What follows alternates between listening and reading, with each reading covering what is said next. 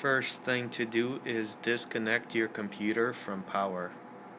Holding down the power button for 10 seconds will discharge any remaining voltage in the system. During this process, any lights on the motherboard should turn off.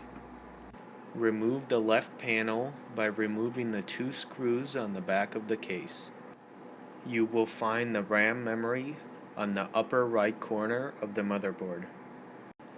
Push the tabs outwards to release the memory stick.